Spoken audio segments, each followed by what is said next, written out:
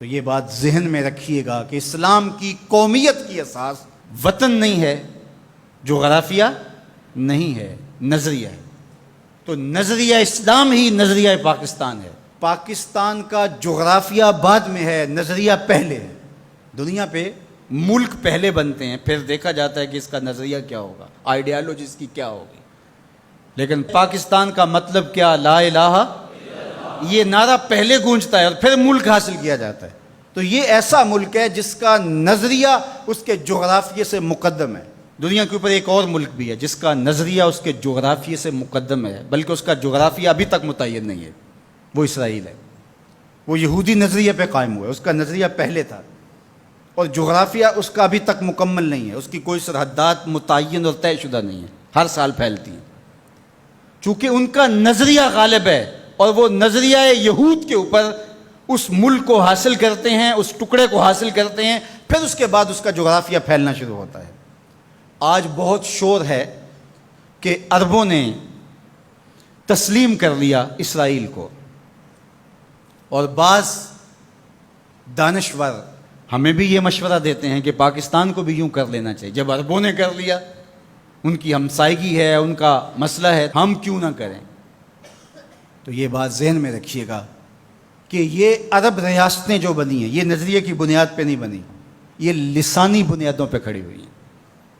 جب سلطنت عثمانیہ کو توڑا گیا تو اس وقت یہ بت تراشا گیا اور عربوں کو کہا گیا کہ یہ اجمی ہیں ترک اور تمہارے اوپر حکومت کرتے ہیں اور تم عربی النسل ہو۔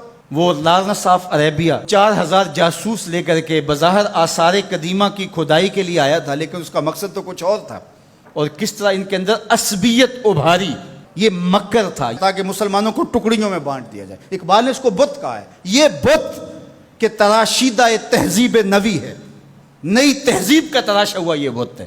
یہ بت کے تراشیدہ تہذیب نوی ہے، غارت گرے کاشانہ دین نبوی ہے۔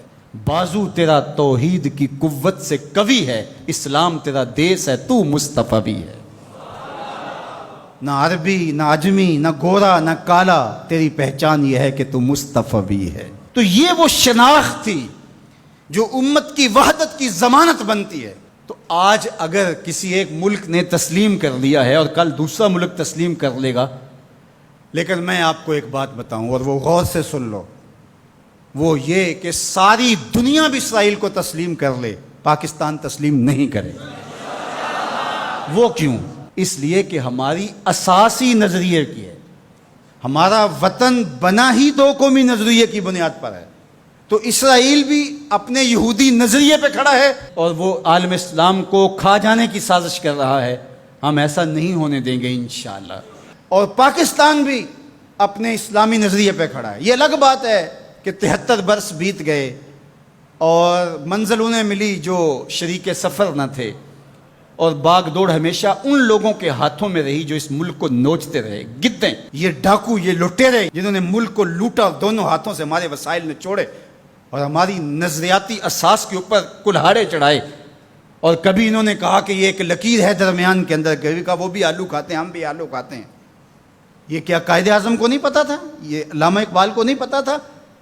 جن لوگوں نے قربانیاں دیں، جن ماؤں کی چھاتیاں کاٹ دی گئیں، عزتیں بچانے کے لیے کنویں میں چھلانگیں لگائیں، یہ کتنی دردناک کہانیاں ہیں۔ ماں کی گود سے بچہ چھینا جاتا ہے اور یوں ہوا میں اچھالا جاتا ہے اور پھر کرپان سے اس کے ٹکڑے کیے جاتے ہیں اور پٹک کے زمین پہ مارا جاتا ہے اور اس کے اعضاء بکھر جاتے ہیں، لیکن ماں رونے کی بجائے کہتی ہے پاکستان کا مطلب کیا؟ لا الہ الا اللہ۔ کیا یوم حساب نہیں آنے والا جنہوں نے اس ملک کو نوچا ہے، اس ملک کے نظریات پہ کلہاڑے چلائے ہیں، مختلف جگہوں پہ بیٹھ کر کے اس ملک کو کھوکھلا کرنے کی کوشش کی ہے؟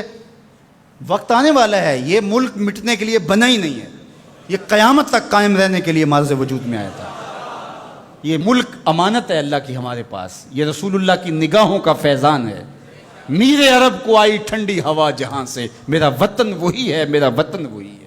میں یہ بات ہر سال کہتا ہوں کہ اللہ رسول کے ساتھ تو ہماری محبتوں کا رشتہ لازوال ہے، لیکن اس ملک کے ساتھ ہم ٹوٹ کے محبت کرتے ہیں، اس لیے کہ اس ملک نے اسلام کی نشأت کے لیے بنیادی پلیٹ فارم بننا ہے۔ پاکستان سرخرو اور بامراد ہوگا، اللہ ایسے رجال یہاں سے پیدا کرے گا۔ بس آپ اپنے حصے کا کام کریں، جو آپ کی ذمہ داری ہے اس کو نبھائیں۔ جمعۃ المبارک میں حدیث پاک میں ہے کہ ایک ایسی گھڑی ہوتی ہے جس میں ہر دعا قبول ہوتی ہے۔ تو میں آپ کی آمین کے ساتھ آج کی ان مبارک گھڑیوں میں یہ دعا کرتا ہوں، اللہ میرے وطن کی خیر فرما، میرے ملک کو امن کے اجالے عطا کر دے، میرے ملک کو اپنی رحمات کا سایہ عطا کر دے، میرے ملک کو معیشت کا جمال عطا کر دے، ملک کی نظریاتی سرحدوں کی اور جغرافیائی سرحدوں کی مالک حفاظت فرما۔ اللہ جو اس ملک کو میلی نظر سے دیکھے اس کو خاصر و برباد کر دے۔ پاک فوج کی قدم قدم پہ حفاظت فرما، پاکستانی قوم کی خیر فرما۔ ایک نعرہ بلند کر دیجئے اپنے جذبوں کے اظہار کے لیے، نعرہ تکبیر، نعرہ رسالت، اسلام، پاکستان کی محمد سے وفا، تو نے تو ہم تیرے ہیں، یہ جہاں چیز ہے کیا لوح و قلم